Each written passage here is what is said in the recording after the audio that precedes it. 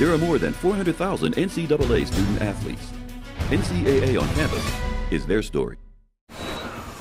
Hi everyone, I'm Kat Anderson and thanks for joining us for NCAA On Campus, a look at some of the many outstanding student athletes competing in NCAA sports. And boy, does outstanding describe the young man and his family that we met at the University of Illinois, Chicago. Here to introduce us to him from the Windy City is UIC baseball player Nick Addison.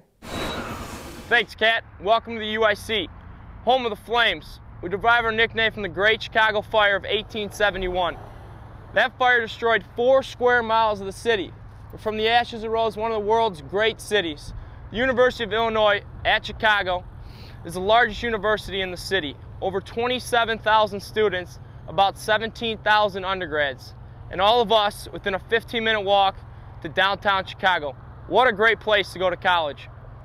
NCAA On Campus is here today to meet basketball player Paul Carter. Paul played the past 2 seasons for the University of Minnesota in the Big Ten and helped the Golden Gophers earn 2 trips to the NCAA tournament. He was center stage in college basketball, but this season Paul asked for and was granted an NCAA waiver to transfer. He chose to finish his college career at UIC on a smaller stage, but Paul had a big reason to come home. My younger sister Bria is 14 years old, was diagnosed with osteosarcoma, a bone cancer, about a year ago. When I heard I had cancer, I was very afraid. I can't begin to describe the initial emotions that I went through. You know, I'd asked my dad, because I remember she went to the doctor and they did a little analysis on her leg. And I was like, you know, how's she doing? I figured it was nothing, but he told me, you know, that she had cancer and that they're gonna have to start chemo soon. And it was the toughest news I had to take probably in my life. There's 4 of us, 4 Carter kids. And with Bria and I don't know, there's just a connection. While Bria underwent her chemo treatments in Chicago, that connection with Paul, 400 miles away, remained just as strong. There's a lot of things I don't really remember due to the chemo, but I do remember him being on the computer screen when I woke up and being there and just watching me. My family told me all the time he was watching me sleep. It was kind of funny because with the medication, it would be instant. She'd be talking and then she'd just fall asleep. And so I'm like, all right, she's asleep again. So, you know, I'd kind of watch her and, you know, then she'd wake up and start talking again, same sentence. I'm like, oh, wow, that's weird. Paul finished his junior year at Minnesota, and though he loved the Golden Gophers, his love of family was even deeper. He talked with his coach, Tubby Smith. Coach Smith is a coach. He's going to look out for you no matter what. And he definitely was worried about me as a young man and wanted to make sure I was making the right decisions. I felt like, you know, coming back home, you know, that was priority number 1. And my family needed anything from me, I'm willing to give it. Paul decided to transfer to the University of Illinois, Chicago, a smaller school, but still a Division I school. The University of Minnesota was okay with the move, but the transfer had to be approved by the NCAA. They were actually a pleasure to work with.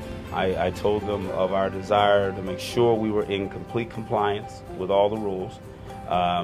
There was never any ambiguity or misunderstanding about what the process was and what the steps were to get to where we are now. And we followed that process, and they were just very accommodating, and we couldn't be more pleased with the way things went.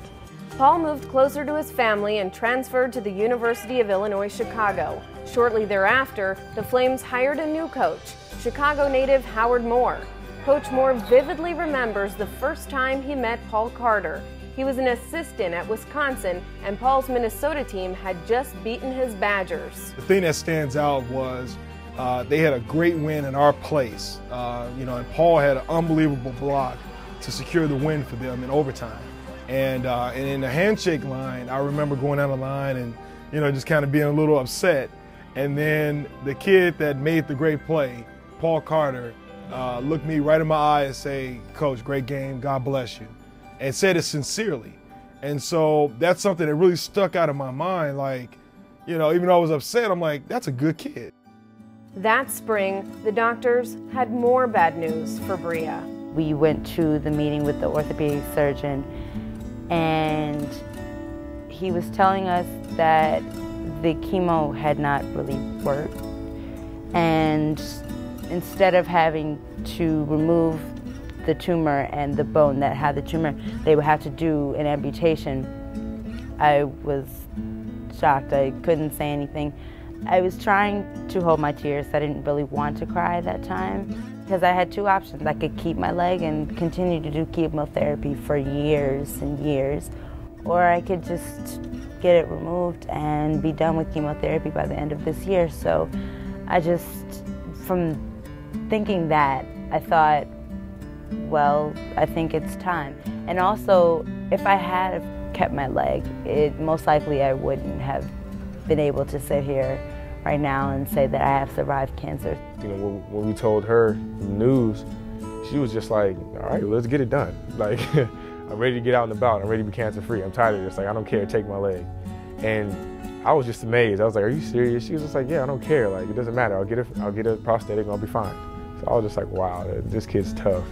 You know, once she got it, we couldn't stop her. You know, my dad, her mom, everybody else was trying to tell, like, take your time. You know, she's like, no, I'm fine. And she's like wobbling and we're all nervous, like, oh my God, like, don't fall.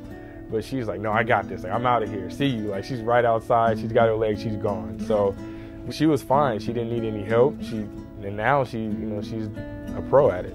That there is a lot of love in the Carter family is unmistakable. That and a deep faith helped get them through the past year. There's a lot of crazy things going on in this world, but to see so many people express concern and support for us was pretty amazing. And many of those folks were complete strangers. So in that sense, it was not really a test of faith, but a confirmation of faith. And I don't know that there's ever been a day that our family has been any closer than we are now. Bria's story and her situation has just helped me take it to another level. And not worry about the little things or worry about what the future holds. For me, it's like, dude, just enjoy every day.